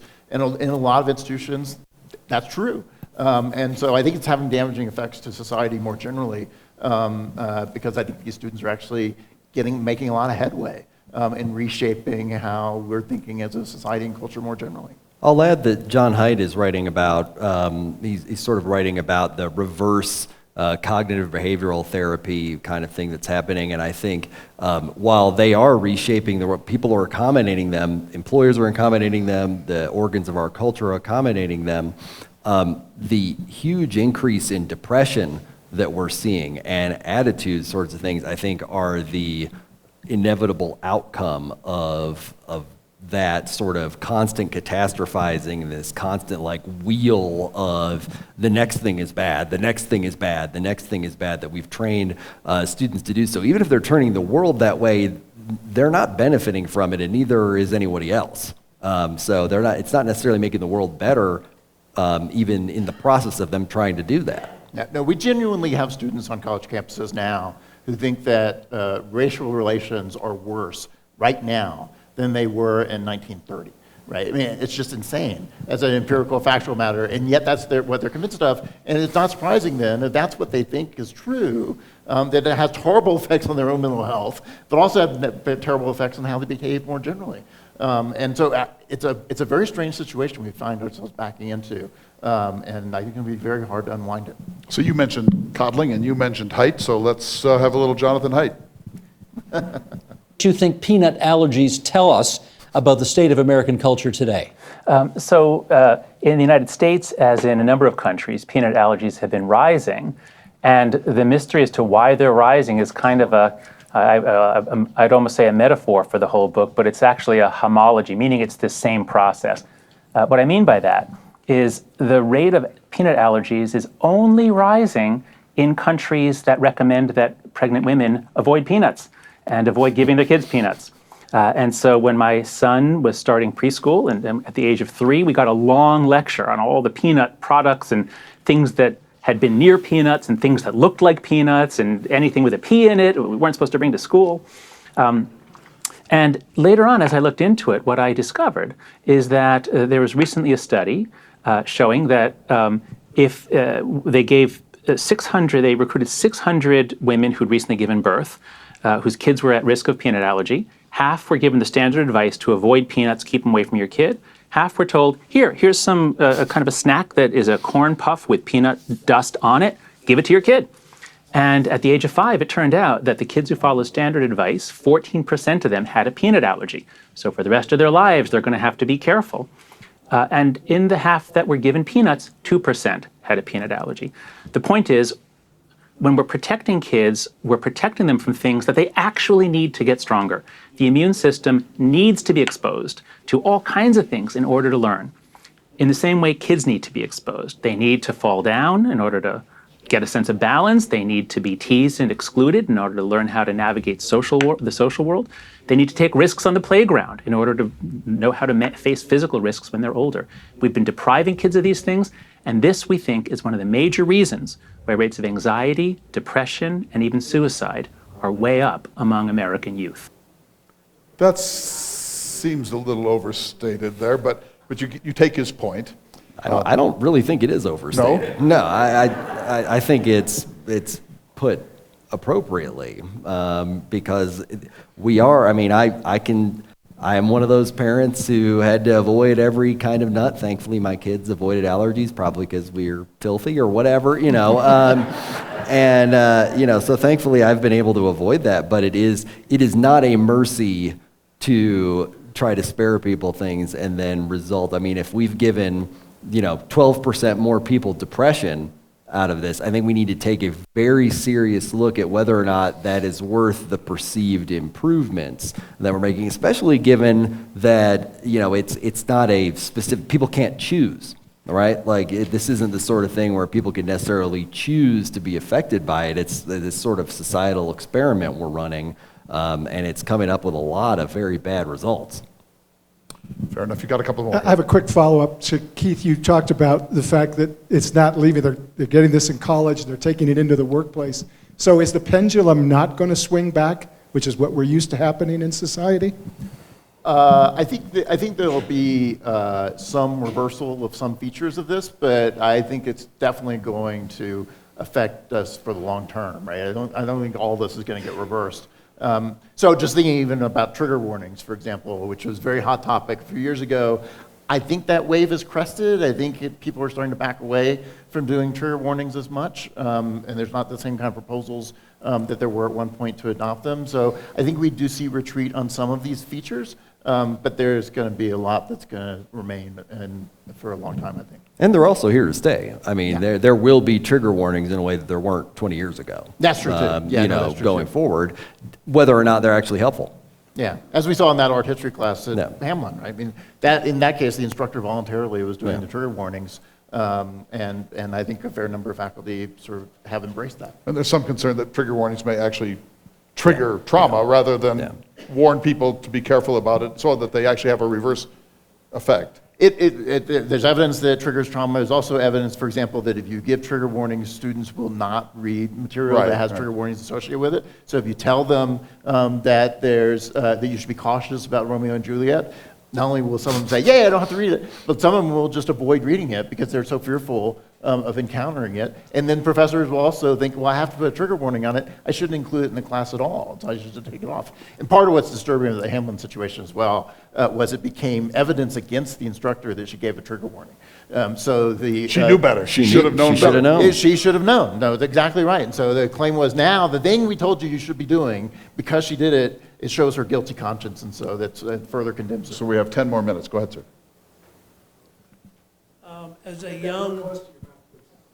As a young conservative professor at a major university, what are the chances of getting tenured these days?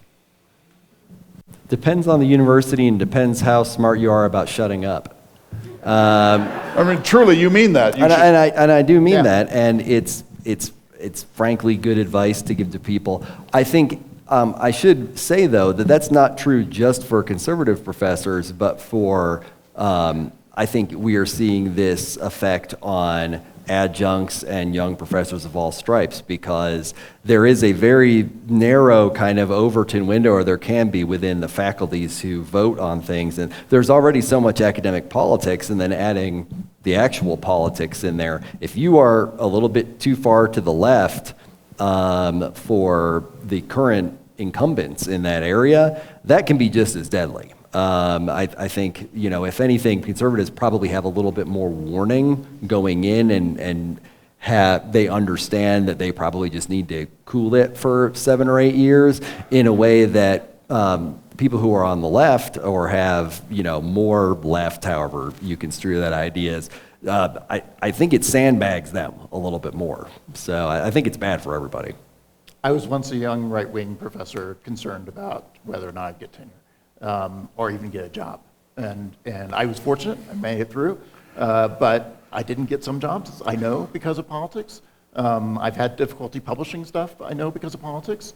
It affected tenure decisions in general. So it is a feature of university life, and I learned very quickly in grad school that I need to be very cautious and careful about what I said and how I said it, and the kinds of things I did, and I didn't completely shy away from it.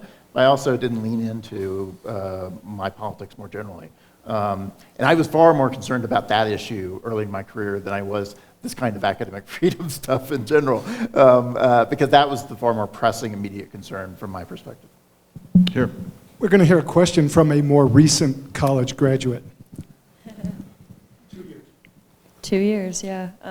This question is kind of specifically geared towards Keith because it deals with something that he said earlier. You noted that social justice is an end, but that it's an end that blocks the search for truth or something of that nature. Can you elaborate a bit on what end social justice accomplishes on its own, and I guess in what specific respects you feel it ends up blocking our search for unbiased thought? Yeah, so the social justice, I think it's somewhat amorphous, right? People mean different things by it in general, so it's like woke in that sense, right? It's very hard to actually pin down. And it's often, if you're going to talk about it, winds up being useful to just say, okay, specifically what do you have in mind? Let's break it down rather than sort of talk about the term itself. But a lot of the stuff that comes with that term is now being put as these set the boundaries of what acceptable research and teaching should look like. And so we've seen that, for example, it is true at this point that there are, just in the last couple of years, some natural science journals that have said part of our review criteria on whether or not we will publish work is whether or not we think the implications of the scientific article you've written may have bad outcomes in society and in politics at large. The racism committee that I indicated that the Princeton faculty wanted to adopt, driven by that same concern, that there's some kinds of things you shouldn't be researching, you shouldn't be teaching. There's reports which we're still investigating as to whether or not they're totally true, but there are reports that there are governmental funding sources for scientific research that has put barriers on certain kinds of research topics or off limits because it potentially leads to bad outcomes. Institutional review boards on college campuses, which is the internal body that you have to get approval from in order to conduct certain scientific studies involving human subjects in general. Institutional review boards are increasingly adopting as part of their standard concerns about what are the normative implications of the research you're doing, what kind of politics might this affect, and what kind of public policies might this affect down the road, and refusing then to authorize faculty to engage in that research because of those long-term implications. So it's spread across a wide range of sort of particular places where it's putting genuine hard boundaries. And that is a very, very recent development, right? I mean, if you had asked me 5 years ago, I would have said, is this concerning because people are talking as if this might be true, but it wasn't happening yet. In the last 2 or 3 years, totally happening. And it's like hobbling yourself when you're trying to get there, because if you are not able to figure out the actual state of society or the state of the science or whatever it is, you're not, I mean, you've got, it's like thinking the moon is made of cheese and then like planning your entire moon mission surrounding that when you have to believe that. You can't get to a socially just society if you've purposely hobbled your ability to understand the current state of society and the realities around it. Yeah, and I should just add on this note as well, right? I mean, so I think that's happening on university campuses. We're seeing these kinds of constraints being built in to research and teaching across a lot of dimensions. But some of these Republican-leaning state legislative proposals, such as what is being adopted in Florida, but also other places, are doing the exact same thing, just from a different angle, right? But they impose the exact same kind of limits, and particularly on classroom teaching, but I wouldn't be surprised if it eventually expands off into research as well. I think this is very valuable. You know, when we started, this is our 4th in the series, and when we started, we were sort of adopting a crossfire approach, you know, debate, he said, you know, sort of a built-in antagonism, and we thought, well, of course that's interesting and sometimes entertaining, but I think you'll all agree, we get plenty of that in American life. So we decided to change our approach a little bit and move towards more of an elucidation model, a clarification model. And I hope you feel that you come away from tonight with a better understanding of this phenomenon than you came in, and that what you heard was fair and thoughtful and reasoned. And although we didn't all agree, and I'm sure we don't all agree with all of you, that there was an integrity to the discourse. And I think that's what we're really seeking here, and we're going to be doing more of these, and I hope you will come to all of them. We also have added these clips, which is quite a bit of work, actually. We draw a few from YouTube and so on, but mostly we interview people, and I want to thank Christine Moore for the really important role you've played in helping get that done and clarify our sort of way of thinking about this But I think the clips are useful. We want to know if you think that they're useful and if they help move it along and keep it entertaining and break up some of the discourse a little bit. I think that we're all a little weary in the last 10 years, especially the last 5 or 6 years of the debate of the national ad hominem polarization debate. And so we don't want to encourage that. We want to move in a slightly different direction of really providing you value added, and we're able to talk eminent people coming a long, long way from North Carolina and from New Jersey to spend time with you. And I think that that's really outstanding. So I just want to thank Robert Shibley of FIRE and Keith Whittington, the Wilson Nelson Cromwell Professor of Politics at Princeton. Cromwell, was he the Cromwell of the Panama Canal, Cromwell? I think so. Maybe. I mean, he was a Gilded Age and robber baron lawyer. So. He helped Roosevelt, Theodore Roosevelt, decide to build the Panama Canal. Yeah, that's probably right. That's true. Anyway, let's give them a round of applause.